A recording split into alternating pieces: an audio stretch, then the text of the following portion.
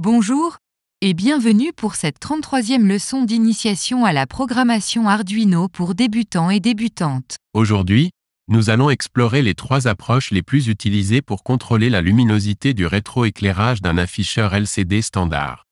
Comme nous le faisons habituellement, tous les projets présentés dans cette leçon sont accessibles grâce aux liens ajoutés dans la description au bas de cette vidéo. Au cours de la leçon précédente, nous avions présenté l'approche analogique numérique. L'approche analogique numérique utilise le curseur d'un potentiomètre monté en mode diviseur de tension pour contrôler le débit d'une tension variable de 0 à 5 volts envoyée pour être lue analogiquement par la broche d'entrée analogique A1 de l'Arduino. Le convertisseur analogique numérique intégré au microcontrôleur convertit la tension analogique de 0 à 5 volts dans une plage numérique de 0 à 1023. 5 volts étant égal à 1023. Ensuite, quelques lignes de programmation dans la fonction loop remappent cette plage de 0 à 1023 dans une plage de 0 à 255 pour pouvoir être reconnue par la sortie PWM de la broche 3 de l'Arduino. 0 étant égal à 0 volts et 255 étant égal à 5 volts RMS. C'est cette tension de 0 à 5 volts RMS qui contrôle la tension appliquée à l'anode du rétroéclairage.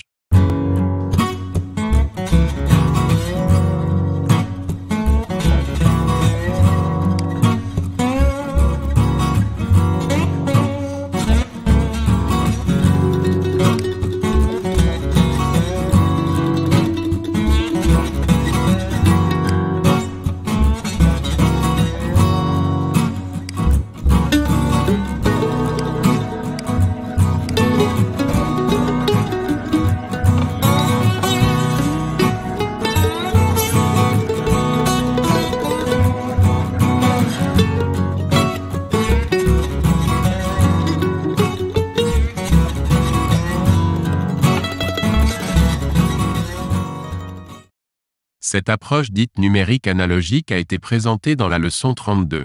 Cette leçon n'ayant rien de compliqué s'était passée d'explications pour tous ceux qui nous suivent depuis le début du programme CPAD. Quant à sa programmation, tous ceux qui l'ont téléchargé ont pu constater qu'il n'y avait rien de nouveau sous le ciel de Paris. Chaque ligne de programmation étant toujours accompagnée de détails sous forme de commentaires m'a permis d'éviter bien du blabla inutile. D'ailleurs, il en sera de même pour les deux prochaines approches, surtout pour l'approche dite 100% analogique, car cette approche ne demande aucune programmation.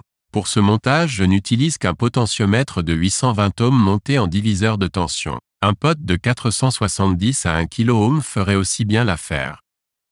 Comme tu peux le voir ici, le curseur est relié directement à l'anode du rétroéclairage, tandis que, et c'est le cas pour les trois approches, la cathode passe par une résistance de 220 ohms avant de rejoindre la masse.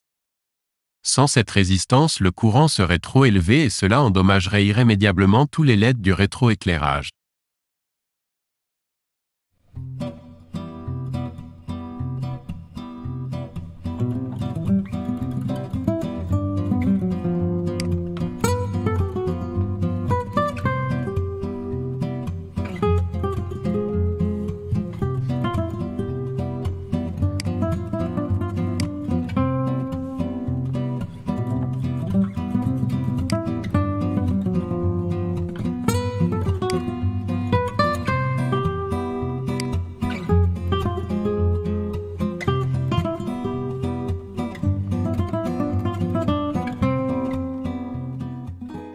Cette approche 100% analogique, en plus d'être la plus simple de toutes, a l'avantage de n'utiliser aucune des broches d'entrée-sortie de l'Arduino et ne demande aucune programmation.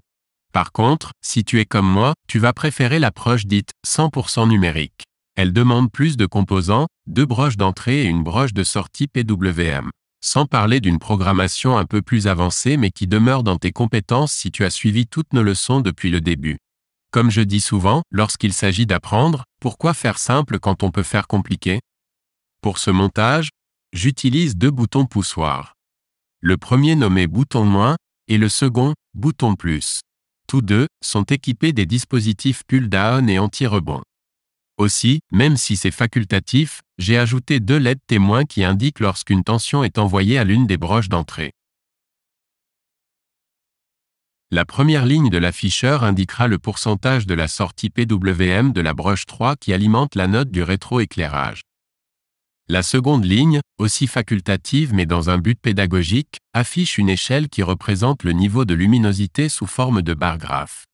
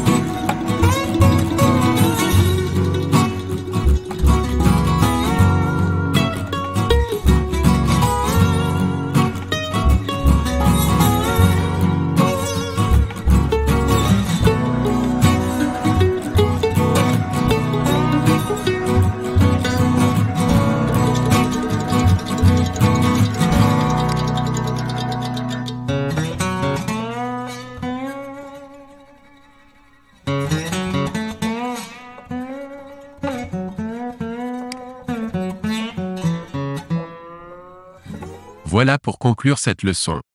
Tous les projets présentés dans cette leçon sont accessibles pour être téléchargés grâce aux 4 liens ajoutés dans la description au bas de cette vidéo. La programmation de chaque projet est accompagnée de détails sous forme de commentaires assez précis pour se passer de plus d'explications.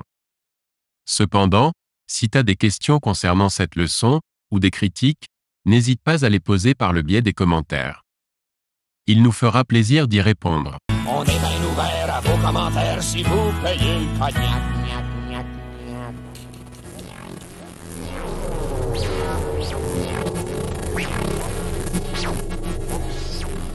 Easy Weekend Project.